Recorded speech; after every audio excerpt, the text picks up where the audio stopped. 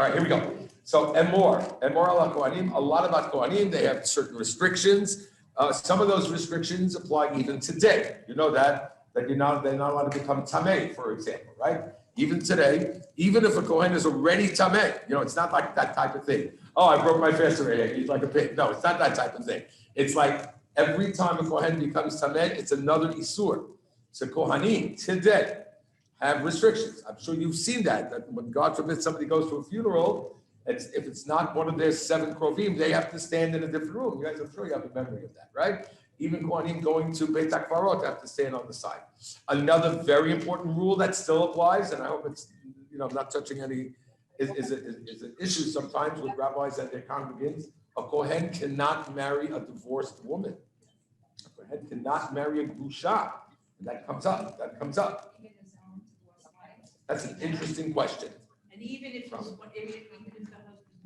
Yeah, almana grusha. No, grusha is husband's dying. Correct. But grusha becomes, because there are stories of people's second marriages and they want to get married. Okay, but that's all Emor, the first part. The last part of Emor, talks about the holidays, which means this is the Parashat that has all the holidays. And we've referenced it often, and we'll do a little bit later because Sefirat HaOmer, which we're doing now, is in this week's Parashat. That's where it comes from. But what I want to do now is something in there, it's hidden. And again, conceptually, we've learned this, but I don't know if you've seen everything inside. Let's learn something together. So in this week's Parashat, chapter 22. The Torah gives us what happens if you bring a Korban Todah. Everybody in this room knows about a Korban Todah. It's famous. We've done it. You've done it. So it says, if you slaughter, when you slaughter a Thanksgiving offering, okay, you're bringing a Korban to say thank you. Well, we'll say thank you for in a second. Lirtzonchem tisbachu. Okay, this I never told you. This bothers me. Look what it says. English. When you slaughter a Thanksgiving offering to Hashem, you shall slaughter it so that it should be acceptable to you. What does that mean?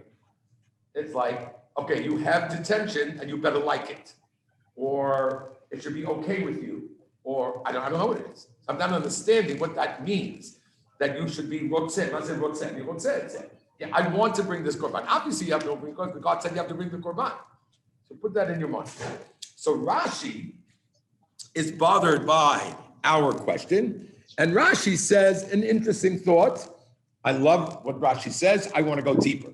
Rashi says that we're about to learn that the eating of the korban is limited. So look what Rashi says. Which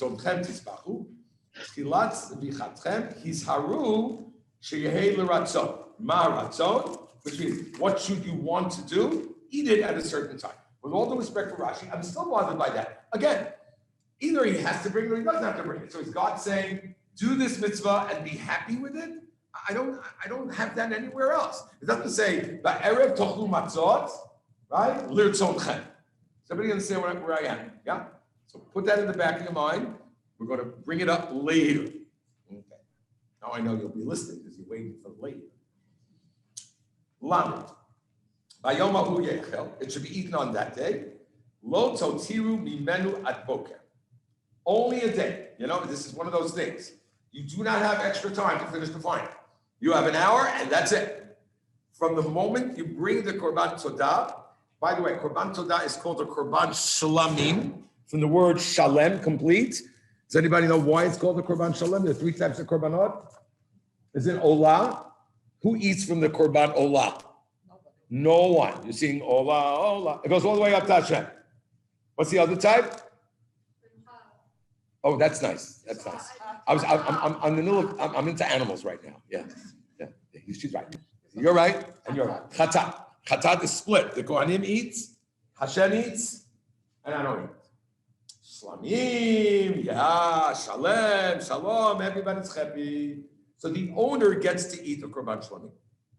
Sounds nice, right? If you know your Korbanot, you should jump up and say, yo. Nobody jump up and say, yo yet? So look at the question. Let's skip 2 for a minute. Go to 3. I'm coming back to 2. The Korban Todah is called the Korban peace offering. This is the law of the peace offering.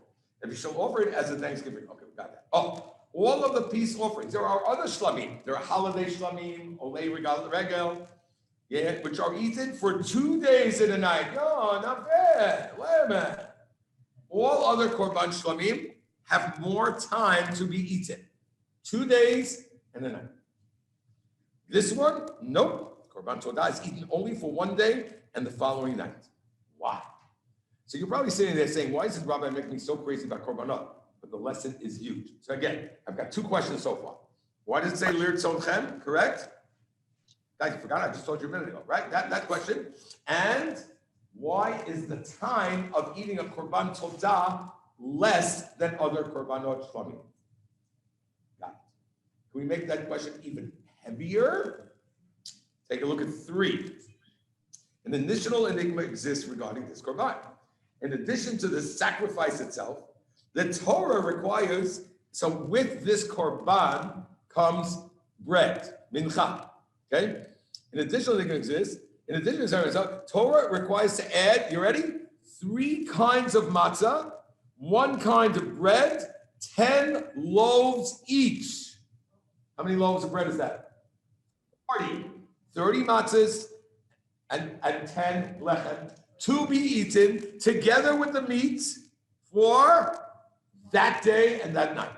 By one person? Don't steal my thunder, Sally. Okay, 1 minute. I have to throw you out of class. No good. Okay.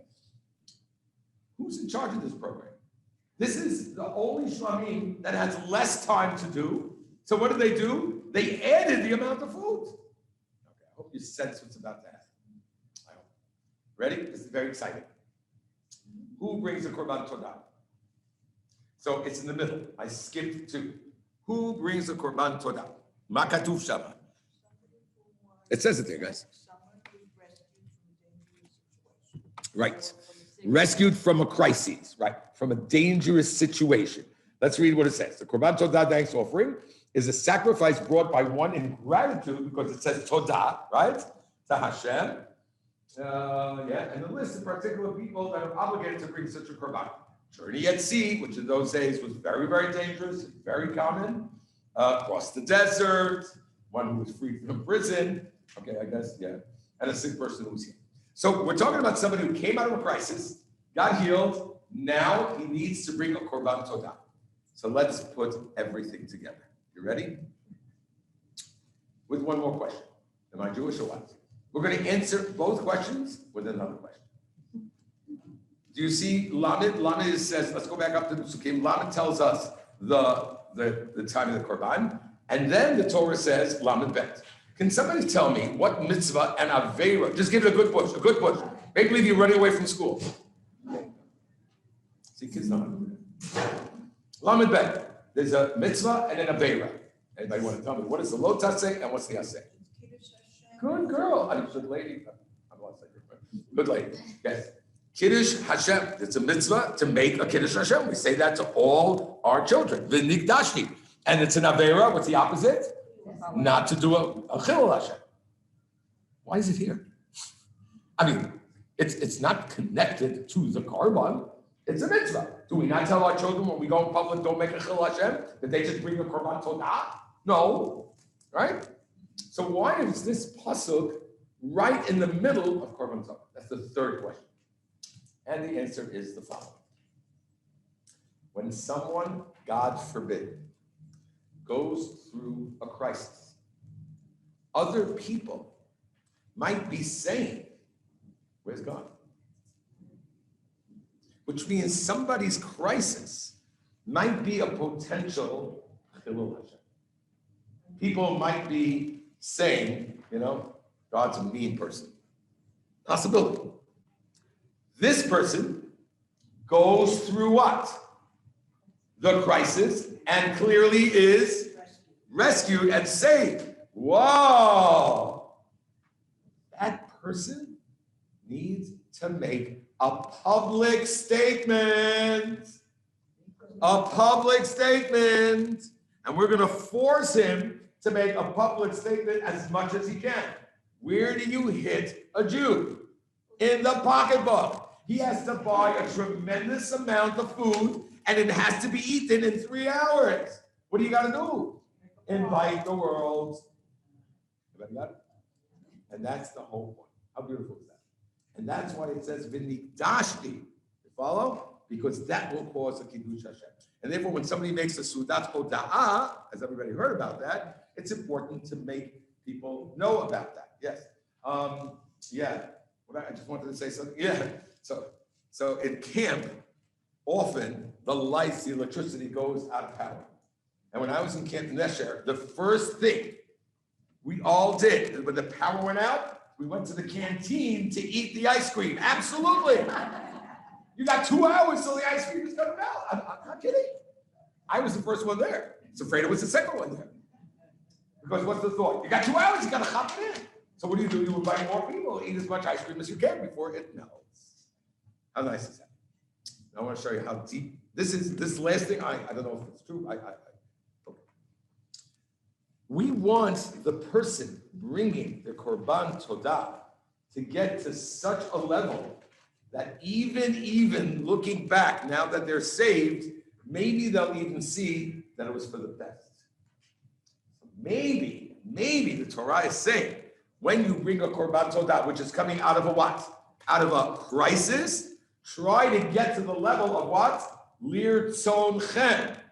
Got it? Lir tzon chen, which means, I'm out, and it was an experience. Now that's hard. That's very hard. That's really hard. But maybe that's what the Torah is trying to say. The Torah is trying to say, Hashem is trying to say, try to find it to the point that it's lir tzon chen. That's hard. So we answered all 3 questions. Have I got all 3 questions? Yeah, should I do it again? Everybody's good? Okay, so what I have done before is bring it down to our practical life. We don't have a korban today. But we do have a very special prayer based on this pasuk in this week's parsha. Come on, what's the prayer? Hagomel, right, next page. Or Hagomel, that depends where you're from. Yeah. So Birkat Hagomel, it's not a camel run. Okay, you ready? Yeah. By the way, can I do my little thing? It's not here. I love when okay. And let's play with Hebrew a little bit. I don't have it down, so you just have to sort of go by heart with me. Gemilut Chasadim. Anybody remember this? Gemilut Chasadim. Chesed is chesed. What's Gemilut Chasadim? Gomel. It's all over the place. What does that mean? Gemilut Chasadim. Don't tell me doing acts of charity. What does chesed mean? Masim tovim. What's Gemilut Chasadim? So it comes from the word gamal. What's a gamal? Good. That comes from a word in Torah before the first gamal. The first time it says when Yitzchak was bar mitzvah, it says Vayas Avraham mishte gadol. Avraham made a big party, bar mitzvah. Biyom higamel Yitzchak. When Yitzchak got gamal, he was weaned off the mitzvah. Weaned. Why is the gamal called the gamal? Because it carries water, it retains water. It's a desert animal. It's weaned off the water. Get it? What's the goal of doing Gemilat Chasadim? What's the goal? There's a kid in my class who's poor and math, so I tutor, I help her. I'm a nice person. Maybe somewhere deep inside, I'm sort of enjoying it because look how cool I am and they're dumb, and I'm helping them. So what's my goal? For them to get a better mark than me and not me. The real goal in Gemilut Chasadim is to wean the person off your help. Hagomel. God is being gomel us. We don't want God to have to save us all the time. You know, we want to be weaned, not weaned off God. I don't mean that. But weaned off being saving. So it all comes from the same shorish. You all right? Okay. Yeah. Okay. Too warm? It's warm. You guys too warm in here? No? Just perfect, right? Let's just be here forever. Okay, so at the time of the Beit HaMikdash, the person who survived a potentially life-threatening situation brought a korban todah to express his or her gratitude. Nowadays, when the Beit HaMikdash no longer stands and offerings cannot be brought to the altar, we substitute a public proclamation, and that is called Birkat HaGomel, and there it is. Can a woman say Birkat HaGomel? Yes. Absolutely. But there is a very important condition halachically with Birkat HaGomel. male or female, and I'm going to show you where we know this from. It's in the Torah, in this week's Parsha, in the pasuk that we just learned. What is that condition? A minyan. A minyan. How do you say 10 Sephardic men eating steak? Filet mignon. There we go. You guys don't remember the jokes. I'm so excited. I can say the same joke. Yeah. Okay, yeah. I don't want to show you how you know. No, that's a big deal. If a girl wants to say Birkat Komel after birth or something, she may 100%. I mean, some rabbis might. Oh, okay, I'm sorry. I don't know if they would allow her to come up to the Torah in the middle of the shul. I doubt the rabbis would do that. But everybody agrees if you have a minyan at home, for sure it's okay. What do you want to say? On the side. On the side, yeah. Women on the side. You know what? Put her in the kitchen and then she can say from the kitchen. But at home. The laundry. At the laundry.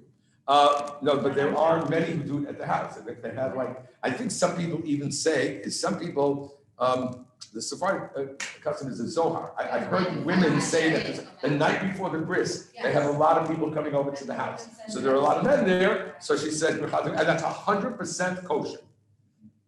Why a minyan? So first of all, you'll say because it's more lefarset. But watch, I'm going to show you something amazing. Okay, it's just amazing how Hashem puts things next to each other. Stop talking, just do it. Okay, the bracha of HaGomel was established to be said before a minyan, preferably to Talmidei Chachamim. Okay, don't worry about that.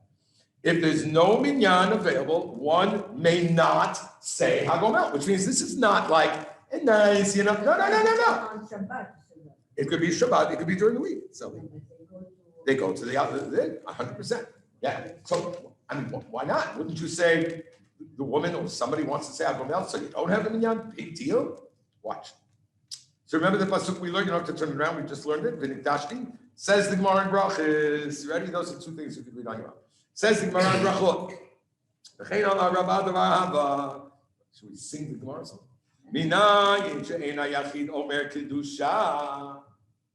Kedusha. There are certain prayers that cannot be said without a minyan. Kaddish. You know what that means? Do you know how many people didn't say Kaddish, including Tuli Besser, for their parents during the pandemic? I never thought in my life I wouldn't say Kaddish for my father. I went a year without saying Kaddish. I didn't have a minyan. I was alone in the house. You'll say, but it's Kaddish. Okay, no. You need 10, men for Kaddish. By the way, beautiful.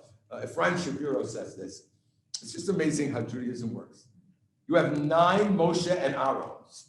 Okay? 9 Moshe and Aarons. Can't say Kaddish. You have 10 Tuli Besser ignoramuses. You can say Kaddish. Is that crazy? It's just, I'm sorry? I would not allow it. But you could ask the rabbi. I'm not that rabbi. I mean, it's not in the same room. It's not in the same place. Kaddish on Zoom? Minyan on Zoom? How does that work? I'm not sure. Did they do it? So then I should keep my mouth shut. On Zoom? Yes. On Shabbat? I don't know. Okay. I don't know if they said Kaddish though. Oh, wait a minute. Time out. You want to have somebody praying together on Zoom? Fantastic. Can you say Kedusha? Can you say Kaddish? I'd be shocked. But maybe yes. I don't know. Go ahead. I don't know what they can do. Okay. All right, so let's go. So look what it says. How do you know that you need what? 10 for Kedusha. Shene'emar v'nikdashti. That's our pasuk, girls. Our pasuk. V'nikdashti b'toch b'nei Yisrael. You have to be amongst a crowd. Right? B'toch. It doesn't say v'nikdashti b'nei Yisrael. Says the Gemara. How do you know? By the way, you should know how they learned it from. You know how they learned the word b'toch means 10? It's amazing. They make a Gzeirah Shavah from another story. Do you know which story they learned it from? From the spies. And they call the spies a group, the same word they use, beton. It's a Gzeirah Shavah from what they are, whatever. Eda. It's a 3-way Gzeirah Shavah. And it says, Ad matai la'edah hara hazot. How much further, says Hashem, I had enough of this bad group. How much was the bad group? 10, because Yehoshua and Caleb were good. So go deeper now. Are you listening? You'll learn that you need 10 from a minion from the 10 Meraglim who sinned. And that's the way Judaism works. They sinned, they're Jewish. You're in. Okay. So you need 10 people for Kedusha. You guys know what Kedusha is, right? In the Shemona Esrei. Kedusha, the Kadesh, Kadosh. Yeah? Is that yes? I got a yes? You got a yes. Got a yes. Okay. So you need a minion. But you can't say Kaddish. You go to the grave. I go to my father. Next year, God tell me, go to my parents' grave. You want to say Kaddish? You can't. You have 9 people at the grave. You can't say Kaddish. You say Emor. I don't know if you know what that means. You can say the prayer, El Malay Rachamim. You can say alone. Kaddish? Sorry. Too bad. You need 10 people there.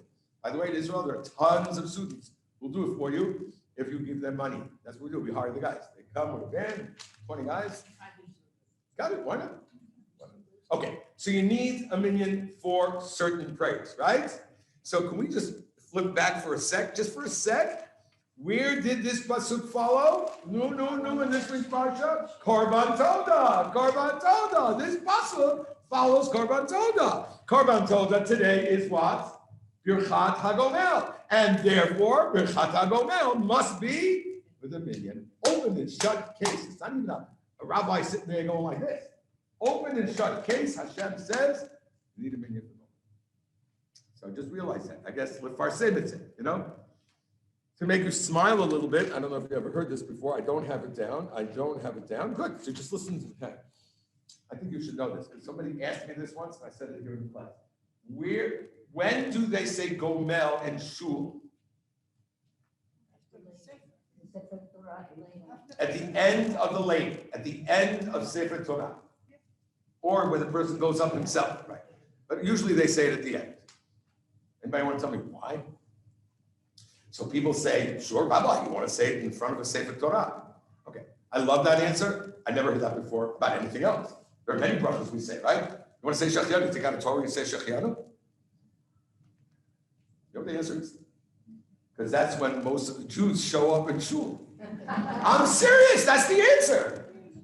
Because you want to make it as public as possible. That's the mitzvah. So you have to wait.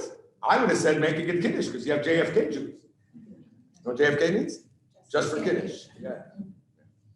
Okay, that was sarcasm. But which means they wanted to pick a time where most of the people will be there, so it's a Kiddush. Everybody got the whole package? I'm done with this package. Okay, that's this week's Parashat. Okay, good. Also, okay, next page, page 3. Page 3 is a totally different topic. It's a very, very relevant topic now. Some of the stuff you should know, some of the stuff is new. You ready?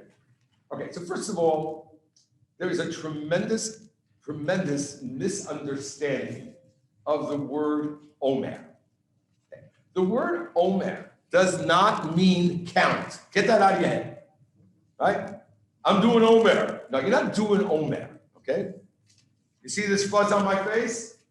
They call it Omer. It's not Omer. It's got nothing to do with the Omer. The reason we're not shaving, I'm not shaving, and you're not going to weddings for 33 days, is between Pesach and Shavuot, there was a 33-day period that a very big tragedy happened. We'll hopefully get to it at the end of the shiur. 24,000 Talmidim of Rabbi Akiva died. It's a tremendous story. I hope to get to it today. But it's not called Omer. What does Omer mean? It's a measurement. It's a measurement of wheat barley. That's what it is. Got nothing to do with anything. What is, no, that's not true. It's then, but it's nothing to do with the counting, and it doesn't do with the counting. It has nothing to do with the not shaving. Okay, here we go. In this week's Parsha, every evening from the second night of Besser to the day before Shavuot, we count 49 days, 7 days. No Sfirat HaOmer. When an Omer measure of barley was offered. So let's see the original pasuk. There it is. This week's Parsha. Sorry. Usifartem lachem mimochorat hashabbat. This is another one of those famous differences between the Tzedukim and the Prushim. Okay? The Tzedukim, Sadducees, they didn't believe in Torah Sheba'al Peh. They took everything literal. So remember, we did it in Shemot when it says, Lo tzivaru esh b'chol moshvotechem, you're not allowed to have fire on Shabbat, They sat in the dark. they sat in the dark, right? That is why, no, that's why we eat challah, right? No, it's not a joke. That's why we eat challah. To the point that, whatever, somebody very close to me, I didn't cut that. Some people are so like that. So we didn't make challah that Shabbos for whatever reason. So he told me, let's go find a kiddush with his challah. And I'm saying, what are you, a pig? Let's just eat it at home. And he said, no, we have to eat something hot. So there's a tremendous minhag to eat something hot on Shabbat. So that's the Sadducees. Look what it says here. Strike. What did I say wrong? Yeah. No, it's a different group. That's called the Tzidukim. The Sadducees with the Karaim also believe different things. We have a lot of groups in the Jewish language. A lot of sects. Oh, yeah. All right, look what it says. How would you learn it? Because I don't want to blame them because it looks like it. Uspartem lachem, again, this is this week's parsha, mimacharat hashabbat, the day after Shabbat. So according to the Sadducees, when do you start counting? On macharat hashabbat. Yeah, Sunday. Yeah. Sunday. Sunday. Right. The Sadducees say that day, Sfiras Omer starts from Sunday, no matter when Pesach falls out. Okay. We don't hold like that. It says Rashi, macharat hashabbat, macharat yom tov. It means the second day of the holiday, which, by the way, in Israel, there is no second day, you know that, right? So it means the day after the first day of the holiday, which happens to be the second day holiday for us. Okay, fine. Why did God write Shabbat? Did Maran discuss it? Did the Rosh Hashanah discuss it? We don't need to know that. Fine. You start from there, which is the second day, or the first day Cholamoid. How's that? Right? First day Cholamoid in Israel, second day in America. Ad mimocharat hashabbat hashvi'it tisperu chamishim yom. So it's called Sefirat HaOmer because they brought a korban omer, which is a what's that? Samantha, a mincha, right? It is a flour korban, F-L-O-U-R, right? Korban omer, and it's called a korban omer because they brought a measurement, right, of the amount, which is an omer. From that moment when they brought the first korban, you count 7 weeks. So it's called, girls, Sefirat HaOmer. Please don't mix it up. 7 weeks, and then after the 7th week, V'yikraftem mincha chadasha. You bring another meal offering to God, and that's going to be our focus right now. Here we go. When you reach that 5th, right, after the 49th, Ukratem be'etzem hayom hazeh, mikra kodesh yalachem, Omelechet avodah, then it's a holiday. What's the name of that holiday? Does it say that in the Torah? No. Is that crazy? Is that crazy? This week's parsha is all the holidays. It says Chag Sukkot. It says Rosh Hashanah. It says Kippur. It doesn't say Shabbat. It's like, shh, it's a holiday. You got to count 49 days. That sounds like Biden, right? You got to count 49 days from there, and then it's a holiday. Just see, Shavuot. As a matter of fact, what are we commemorating on Shavuot? Yes, why are you going to Shavuot for? I don't understand. Why are we calling Shabbos Erev Shabbos? No, Erev Shabbos is Hachana for Shabbat. Shabbos is the main thing, right? So you're calling Shavuot because you counted Shavuot to Shavuot? No, say Matan Toratenu, as we say in our prayers. It's a solid question. Why is the Torah hiding the name of the holiday? And even if you're going to say Shavuot, why call it Shavuot? Fair? Okay, you know the answer. Okay, here we go. The word Shavuot means weeks. It celebrates the completion of the 7-week Omer. At this point, the obvious question arises. Is this rather on the counting the days between Passover before the holiday comes given the Torah? Yet it seems like the internet about it. Okay, very nice. It's amazing that the internet asks everything we ask. Isn't that crazy? Okay, next thing. So this is very famous, and I'd like to introduce it. If you're not familiar, it's very nice. So the bookends of this Sfirat Omer is a meal offering, right? A mincha and a mincha, correct? It starts with the Omer. They call it, by the way, Shtei Alechem. That's what it's called. Don't worry about it. You guys know about Chadash? Chadash? Get out of here. You never seen that it says in the bakeries, we sell Yoshan? Oh. Well, the opposite of Yashan is Chadash. I'm still Yashan. I'm not into the Chadash yet. Yeah. The whole Chadash thing is based on this Shtei Halechem, because they used to bring this offering on Shavuot, right? First day Shavuot, and you weren't allowed to eat from the new crop, right? Until that korban was brought. You understand? You sort of say God goes first and He goes second. So any crop, any wheat that is processed, any food that's processed before that day, you understand, from the new crop, is called chadash. You guys didn't know that? No, it's the opposite of Yashan. So just my candy man. All right. So so we're not supposed to eat chadash, so we eat yashan. Which, by the way, to me, I'm Israeli, it's so weird. It's like, our bread is stale, please buy it. Yashan is yashan. Like normally I would say, my mother would say, Akmaniyot yashan, the old tomatoes are good tomatoes, A long time. It's good. When is something cute? I don't really enjoy this.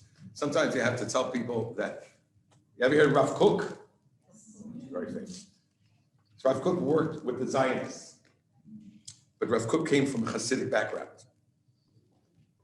So one of his old buddies said to him, Chadash asur min Torah. New things are not allowed from the Torah, which means he played on the word. You understand? The new Israeli government is not allowed. That's not what it says. So he answered. He says, really? I'm going to tell you a revolutionary shot in Chadash. I says, yeah. When they bring the korban, you're not allowed to eat the wheat from the first. So he said, that's what the pasuk means. It means nothing else. So he told him the real shot in the pasuk. He goes, whoa. Okay. Rough cook. Okay, so that's what it is. Now, both are mincha. So now comes the difference. Are they the same type of grain? No. That's just famous. They are not the same type of grain. So look at the little thing on top. The korban omer. So stark differences. Third line. The korban omer is brought from barley, okay, in deviation from the usual practice of offering wheat in instances of grain. Although the shtei halechem is made of wheat, it's adeh. Okay, so we've got this. The beginning starts with barley, right, shibboleth, and the end starts with wheat. Okay, who cares? Oh, we can. So first of all, do we know anything about grains? What's the highest form of grain? Wheat. Barley is secondary. Is there anything deeper than that? Okay, this you might remember. Okay, if I say korban mincha of barley, let's Google. Sota. What's a sota? It's just amazing how everything moves from one thing to the other. Not the book sota, that's a tough one. Just the puzzle. Ready? Everybody knows about a sota. That came out terrible. I don't mean that you know about a sota. You know the rules of sota. We've read about By the way, we gave a shiur here about sota, and I hope you were happy. You guys don't remember? Yeah. I told you that she doesn't die, he also dies. We calmed the female population down. Yeah. Okay. We were ready to storm the castle. I was. But now who knows? Who knows who's a woman? Okay, the sota of the Bible is a woman. You guys ever listen to Ben Shapiro? Yes. I would make him president. I would. The guy is so good. No, but he's patient, whatever. It's okay. Okay, let me just get something off my chest. I'm watching lately, and in the last 3, 4, or 5 years, the questions, the challenges that he gets from top college kids is scary. And some of them are Jewish kids, you can tell. And his biggest question is his gender stuff. How dare you tell me who I want to be? That's what they tell Shapiro. And he says again and again, I'm not telling you. You have feminine qualities. I will respect your feminine qualities. You have masculine qualities, I will respect. But do not say to me that biologically you're a woman, because you're not. And they go crazy. You have to see this. How dare you? Okay, I got it off my chest. But you should watch it. His famous line is facts don't care about your field. Yes. But he's very good about things. He's really says it well. Okay. Letters, they said she had a baby. They don't say the boy or the girl. They don't say a woman, they say a A birthing birthing month. person. Right. Just because I look like I'm in my 8th month, I have to do that. The sota of the Bible is a woman who secluded herself. So we're not going to go through the whole thing. She secluded herself. It doesn't mean that's stam. Remember, you know this, right? There are witnesses that she was told not to be with this person. There are witnesses that she was with this person. They just don't have the actual evidence, like that. They have circumstantial. Fine. So everybody knows this, right? Why are we giving her to drink? Why? Why are we scaring her? Because if she says she didn't sleep with anybody. If she really did, right? She's not allowed to be with her husband. That's a big deal, by the way. You should know, this is an adult class, even though I'm okay, so you should know that in cases today, it's not so simple. Right, so sometimes what the rabbis say is that he wasn't in the right frame of mind when he was in active duty. So since he wasn't in the right frame of mind, he was a shoteh, he wasn't fully cognizant. That's how they play with it, because otherwise, they're not going to be married. It's a serious issue. Okay. So there you go. So what they try to do is not to scare, like to hurt her. They want to show her how serious this is, and if she did, she has to be modeh. Okay. So one of the things they do, or two of the things they do, is they want to give her a message that this type of behavior is inappropriate. Okay, so clearly I am skipping. You ready for controversy? It's not on the page because I was too afraid to write it. So one of the things the Torah says to do is to uncover her hair. This is the source. This is it. This is the shaitel source or the kerchief source. So I just want to point that out to people. Everybody has discussions about it, right? So for example, Chacham Ovadia Yosef doesn't like shaitels. Not for himself, it means for other women. He feels that it's inappropriate. So you'll see some Sephardic women will be wearing kerchiefs and hats. Leave it to your doctor and to your rabbi. But this is the source, by the way. But I didn't print it. Okay, here we go. You know what's a challenge with covering your hair? $3,000 to $8,000. Oh, Naftali called me. We're looking for a wedding now. They showed her a shaitel in Far Rockaway for $5,000, $18,000. Oh, 18,000. I said, like, how many women did you kill for this one? I don't understand what they did. 18. Well, 3 to 8 is. 3. You're not gonna find anything for 3. 5. Good. You think that's something? You know how much a shrine will cost? how much? Shrine's real big. It's up there, 10, 12, 15. Some rabbi, I just saw it on one Yeah. of these things that came my way. Yeah. Some rabbi came up with a shorter cut strangle, a lower. Oh, cheaper? Lower Oh, that's end. cool. And he's encouraging. All right. He's encouraging. All right. people to try. Yes. All right, here we go. Ready? So, but this I did include. The man brings his wife to the Kohen. She brings a korban. Look what it says. Asirit ha'efa, right? That's a 10, that's a measurement. Girls, what's the next two words? Kemach se'orim. Whoa! Most korbanot were brought from wheat. Here again, we find something not normal, which is she brings a korban of flour from barley. Says Rashi, Kemach lo misolet, not fine flour. Why? Lo chitin, not wheat. He asta ma'aseh behema v'korbana ma'achal behema. I'm sorry to talk like that, which means that the Torah's view of barley as compared to what? Wheat is wheat. You're on a higher level, you're on a human level. Se'orim is animal food. Don't be upset. They're just trying to show her that if she did this, okay, you could be upset or not. I love you, but that's not my point. My point is that the Torah's view of what? Of Se'orim is behavior. So now I'd like to offer the following. And I think it's really important. I have something really nice to show you if you know. Okay, I'm going to tell you what it is at the bottom because we're running out. You know what the goal of Sfirat HaOmer is? We left Mitzrayim on a low level. Guys, we spent 210 years without Jewish education. 210 years without kumsitzes and seminars. 210 years without anything inspirational. We were surrounded by avodah zarah and other inappropriate acts.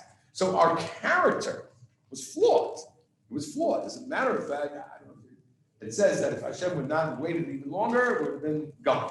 Whatever. I don't know if you understand that. Okay, whatever. Yeah. So Pshat is, we are not refined enough for Kabbalat HaTorah. Do you understand? So the goal is to build up to there. The goal of Sfirat HaOmer, you with me, is to better ourselves day by day. Everybody understands that. I had a really good, we have something really nice to share in a minute, because if you really want to get to a goal, it can't happen overnight. It does not happen overnight. It doesn't. You have to build it up. You have to grow on each step at a time. By the way, just a sideshow, interesting sideshow. You know, there's something called Shomea Keonet. How many girls in this room, raise your hand, say Kiddush Friday night? Go. You say Kiddush yourself. Okay, good. Everybody here is Chayav Kiddush. How are you being Yotzei Kiddush? How are they being Yotzei Kiddush? Shomea Keonet. Doesn't have to be a husband, right? It can be anybody. Nachon? We have Chazarat Hashat, right? They repeat it. I mean, not why, because there were people who didn't know how to pray, so they repeat.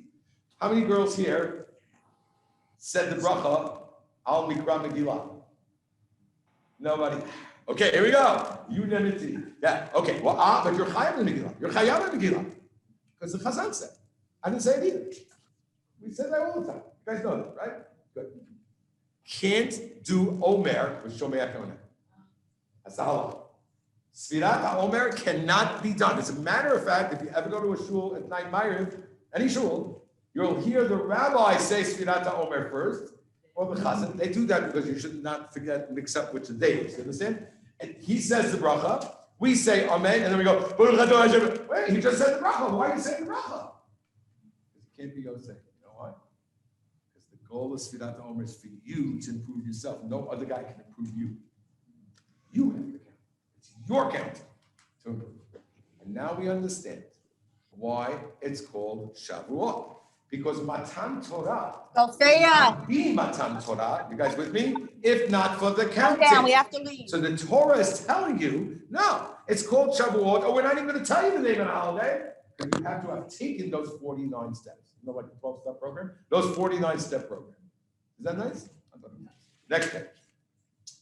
I don't know if you're going to like this. I played with this a little bit.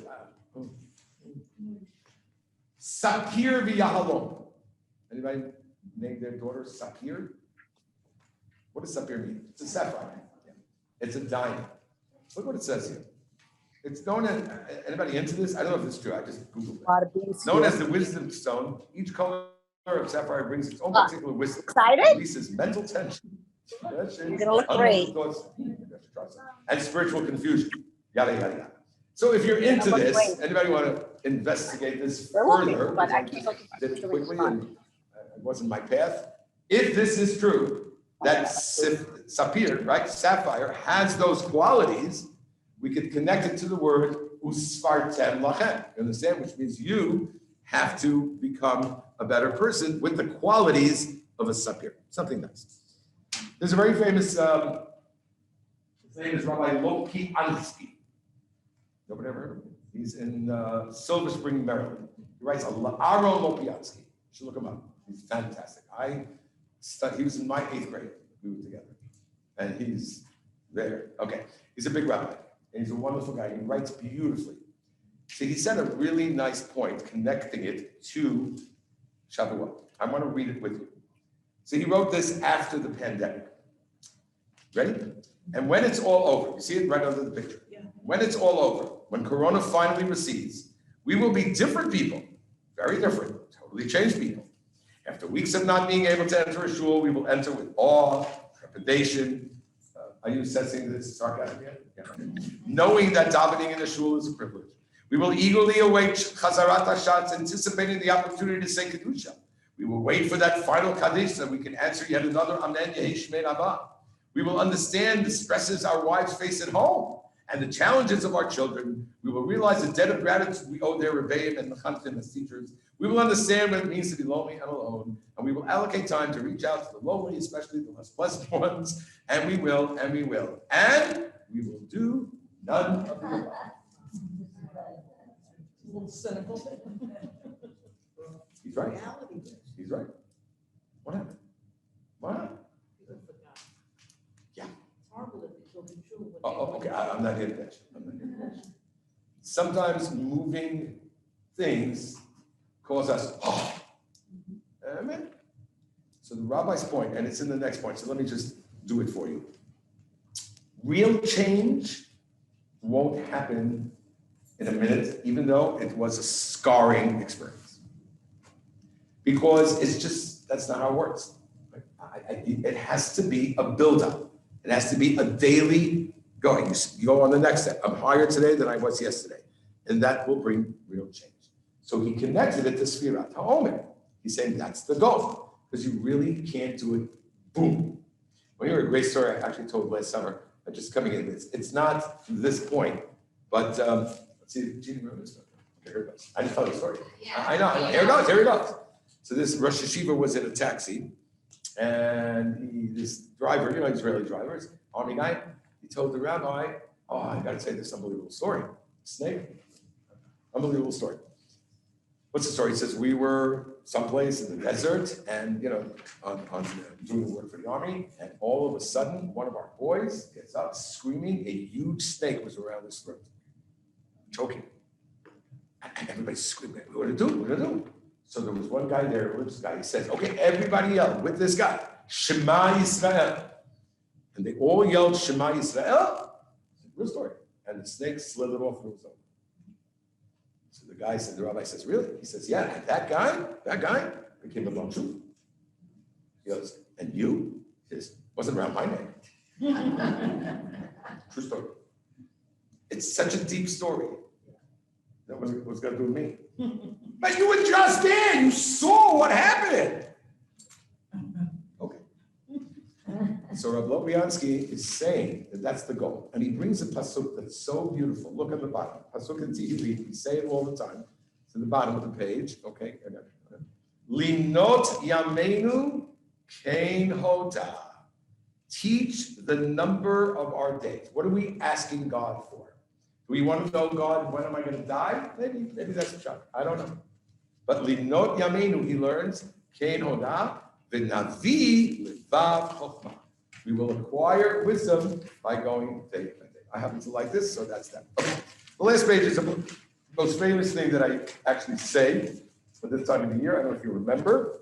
If you're coming to maybe Hillary's house tonight, you'll hear it again, but this part, it's very, very important. It's about relationships. It asks a great question, and it's a great answer. You ready? So I'd like to share it with you because I'm not going to be here next week, so let's do it now. You do know that the 33-day period, as we said, right? Why do we mourn during the 3 weeks, the weeks of the Omer?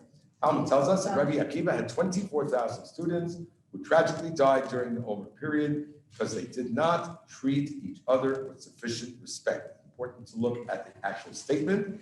Kulam metu beperek echad in one time.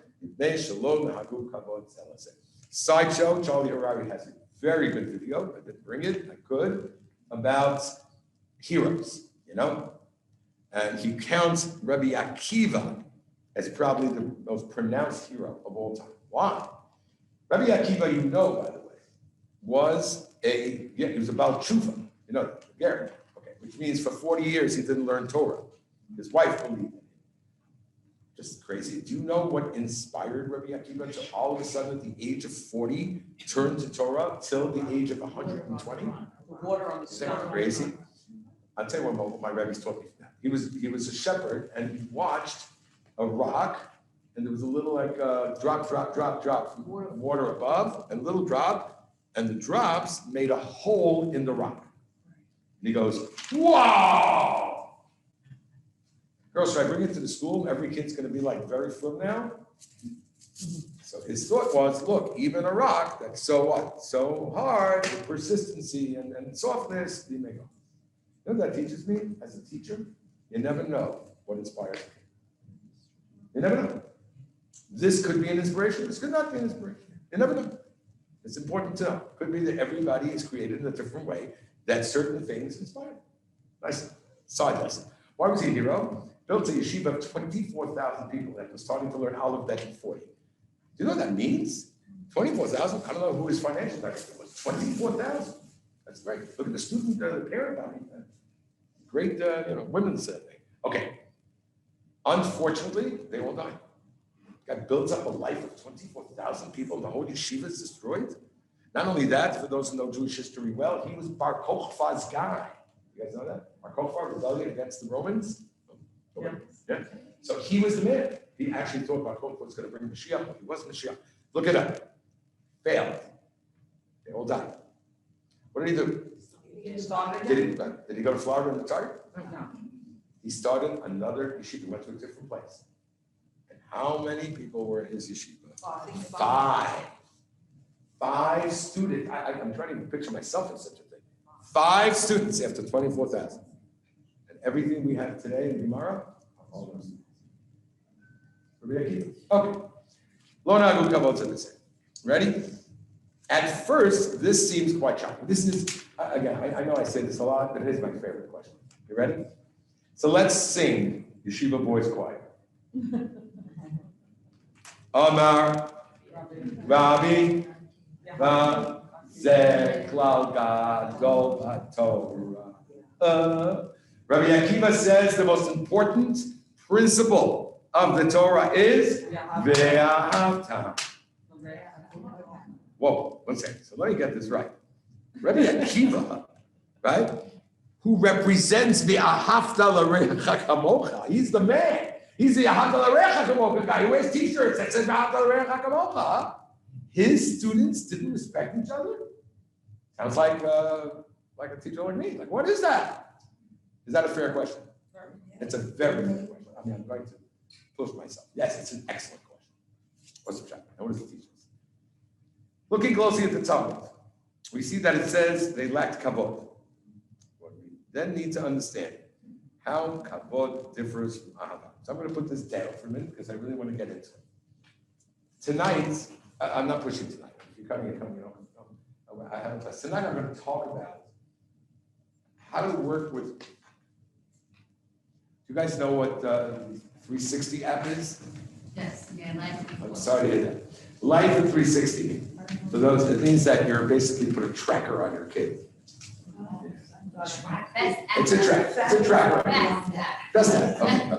So tonight I'm going to talk about a little bit about what we need to do, what we have to try to do to make sure that our kids are not swayed by the outside world. Fair? So one of these things I want to tell you now, it's such an important concept, especially as parents, especially as teachers, but even as friends. How love and respect sometimes collide. It's a stira sometimes. And I've given this example often. I can give the story if you'd like, but just the example. So let's start with the example. The story is a little tough. I tutor for many years. And it has happened more than once that I come into the room, to the house, Moshe, how are you? Moshe, you have a test tomorrow? Watch me. Not a word. Moshe, is there a test tomorrow? What's it on? Do you have a book? So, no, you take enough drugs to be patient, right? No, do you have any friends? We try that way, we call a friend. Half an hour later, we find out it's on 3 prakim and Chumash, and I do the best I can. And I walk out of there unscathed, unfettered. That would never happen to my kid. I come home and Akiva at the age of 12. Somebody says to me in the street, you know, Akiva's got a big test tomorrow. And I go home and I say, Akiva, you have a test tomorrow? He goes, okay, I'm not a sweeper. I'm not a sweeper. But I would be bored. Nothing happened. I didn't get to the phone call yet. What do you mean you don't know? What do you mean you don't know? What do you mean you don't know? That would be the reaction. Were you there when the teacher said something? Oh, I've got a list of things that I say. Now, please don't misunderstand me. I'm not saying we shouldn't criticize a person or a child when they did something wrong. I'm talking about what's happening in my body. Respect means, this I said last week, understanding where the other person is. That's respect. Understanding where the other person is. So when I go to tutor, I understand that this kid is clueless. He's a clueless kid. Actually, I feel bad for him. So I understand where he's coming from. He needs help. I do the best I can. My kid, I don't understand. Because I love him more than the other kid.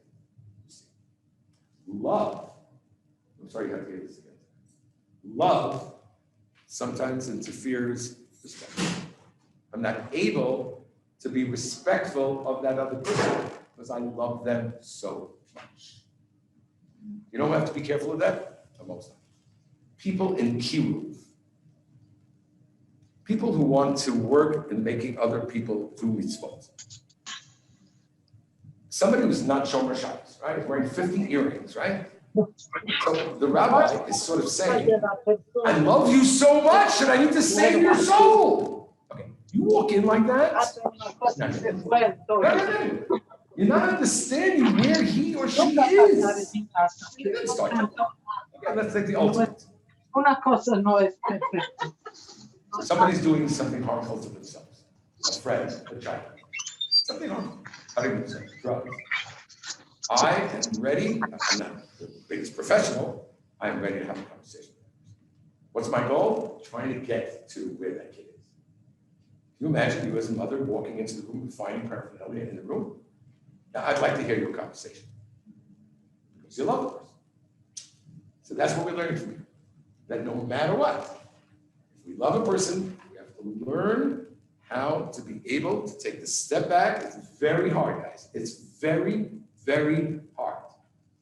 And it is possible that the Talmidim were so interested of Rabbi Akiva, right? They were so interested in proving their point that they missed the respect line. Could be. That they loved Torah so much. There was a tremendous amount of emotion that they weren't able. Got it? Anybody want to say anything? Nothing? No, but it's true. It's very difficult. It's very, very difficult. You know that number? You know that at the end, okay, I'll tell you. I offer, then it was Zoom, sometimes here, I offer a review to my class, right, before the final. I don't get paid, I'll be honest with you guys, I don't get paid for it. I want to be nice to them. And there's a kid who's like making noise at the review, right? So right, the first thing is, so what's my goal? Because I want to get to the review. What's my goal? That they should do well, that's my goal. I love you and I want you to do well. Don't you understand what you're doing? That's not two. You can say, please either leave or please be quiet. There's a difference. Listen to the tone, girls. Listen to the tone. All right, last line. If a kid comes to me and says, I can't tell my mother that I have a problem because she's going to freak, you failed. Don't cry. You can't freak. You can't freak. Why? Because you have to learn respect. You know, just like this. Are you saying that if you are chiding your child, that's not respectful? No, I said that how to chide your child. Because it's such a fine line between, is this coming because you're upset or is this coming because you want the child to do that? And that's true with everybody, whatever. But the issue is that the closer we are to the other individual, the more we love that person, it's harder not to get upset. It's really hard. So I can give somebody a benefit of the doubt on the outside, but my own wife, my own child, why? Really? I thought you loved me. That's what you did? Because love comes in, and love is awful. So what would you say to your son if he goes like this and you say, Okay, the same thing I would, actually it's my job, what I would do to the other person. Okay, let's talk about this, please. Or as a parent, I have a right to say, I'm really sorry you're not going to the other thing because you didn't do it. That's a whole different ballgame. Safreda will tell you this moment. The moment I start hunching my shoulders, I'm done. I'm Besser. She goes to me. You see my body starts to get upset. Like it's flaming. I go, okay, the bull is ready to rage. All right, guys, thank you. Nothing next.